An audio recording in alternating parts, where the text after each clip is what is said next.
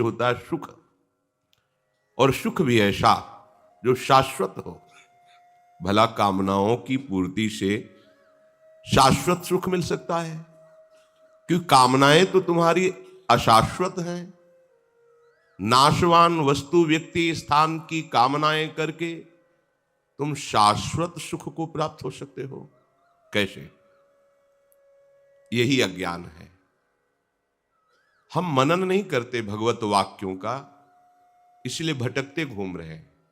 हम विपत्ति से निकलना चाहते हैं, पर संपत्ति प्राप्त करके।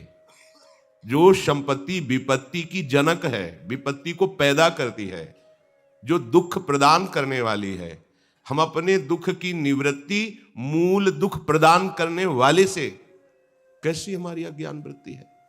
जबकि शास्त्र कहता है हरि स्मृति सर्व विपद विमोक्षणम। भगवान श्री हरि का सतत स्मरण समस्त विपत्तियों से बचा लेता है। आएंगी विपत्तियां, पर इतने सामर्थ्य आपके हृदय में प्रकट हो जाएगी कि आपको परास्त नहीं कर पाएगी। आप विचार करके देखिए, भागे घूम रहे हैं सुख और शांति के लिए, और दिशा है दुखालयम अशाश्वतम। नाशवान दुख में मार्ग में भाग रहे हैं सुख और शांति के लिए। कामनाओं की पूर्ति हो जाए किसी तरह।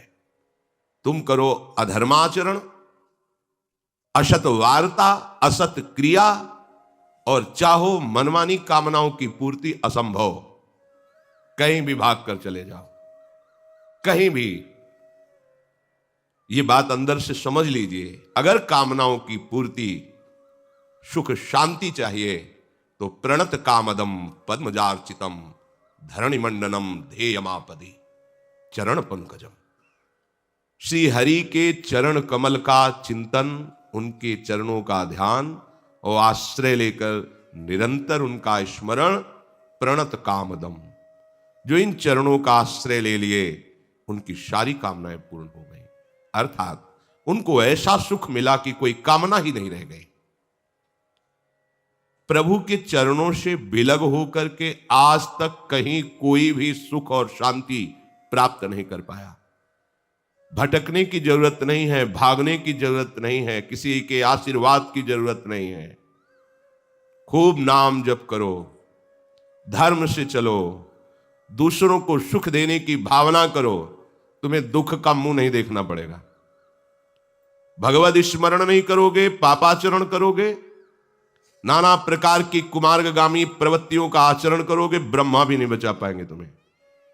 अवश्य में वो भोक्तव्यम, जिन्होंने ब्रह्मा को भी प्रकट किया है, ब्रह्मा भी जिनके शासन में, उनके वचन है, अवश्य में वो भोक्तव्यम कृतम कर्म शुभाशुभम।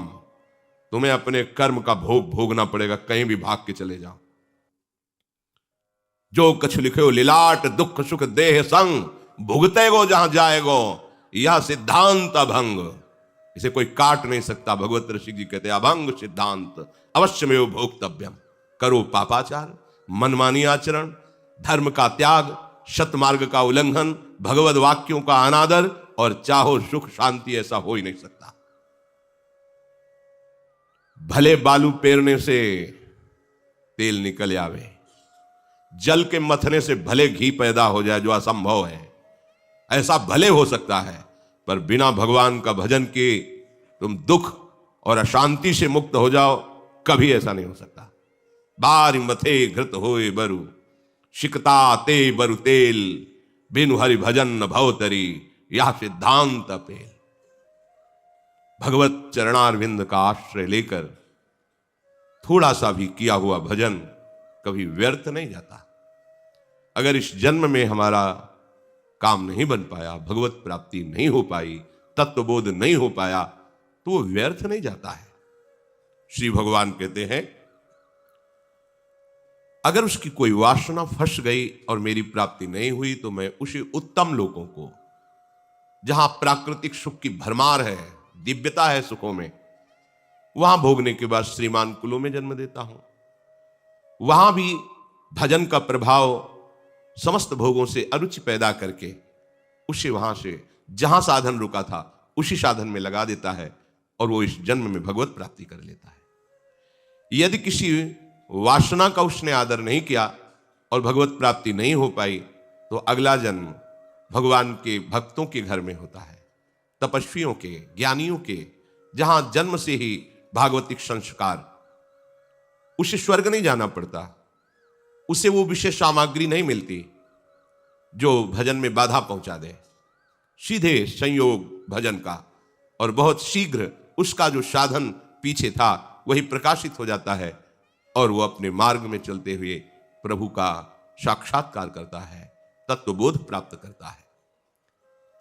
भजन अगर नहीं हुआ जीवन में तो कोई भी इतना महत्वशाली नहीं है कि वो अपनी पूर्व जन्म की पढ़ाई को आगे से शुरू कर दे। डिग्री पढ़े थे, मरे, फिर का काढ़ा पढ़ना पड़ेगा। ऐसा नहीं कि वह डिग्री से शुरू होगा कि आप हाई स्कूल पास हो गए, अब यहां से 11-12 की पढ़ाई शुरू होगी। नहीं, वही फिर का खागा। आपने 10 अरब रुपए बैंक के जमा के मर गए तो फिर 1-1 रुपए जोड़ने पड़ेंगे अगले जन्म में, अगर मनुष्य शरीर मिला। लेकिन इसमें ऐसा नहीं। आप जितनी भूमिका पे पहुंच चुके हैं भक्ति की, भजन रूपी संपत्ति जितनी आपने कमा ली है, बिल्कुल सुरक्षित, पाई भर उसमें घाटा नहीं लगेगा। और वो दिव्य रूप प्रकाशित करके आप जहां भी जन्मेंगे, जिस योनि में भी जन्मेंगे, वहीं वो प्रकाशित होकर आपका परम मंगल कर देगी। महामहिम प्रभु श्री हरि के चरणों का आश्रय लेकर भजन करना कभी कभी अमंगल नहीं हो सकता। कभी वो दुख का चेहरा नहीं देखेगा कि दुख कहते किसे हैं, पर लगो तो। अगर भजन में नहीं लगोगे, साफ बात है, कहीं भाग कर चले जाओ, तुम्हें ठौर नहीं मिलेगी, शांति नहीं मिलेगी। सुरसर तीर बिन नीर दुख पाई है, सुरतर उतरे तो ही दारिद सताई है। भाग कहां भाग के जाएगा? कहीं भागने की जरूरत नहीं। हरि शरणम, प्रभु की शरण में हो गए, उनका चिंतन कर रहे हैं, लीला गायन कर रहे हैं, उनकी कथा सुन रहे हैं। अब आपका कोई अमंगल नहीं कर सकता। विश्वास करो, पूर्व के पाप जो दंड देने के लिए निश्चित हो चुके हैं वो आएंगे, पर भगवत कृपा से सहने की सामर्थ्य होगी। आपको विचलित नहीं कर पाएंगे, क्योंकि आपके पास प्रभु का आश्रय है, भजन है। अगर वो चाहे तो भजन बल से उसे नष्ट कर सकता है, पर वो जान जाता है कि ऐसे महामहिम प्रभु के भजन को इस नाशवान शरीर के लिए नहीं, वो समझ जाता है। इसलिए चूको मत, प्रभु का भजन कभी व्यर्थ नहीं जाता। पूर्व में किया हुआ भजन आगे बढ़कर प्राप्त होता है।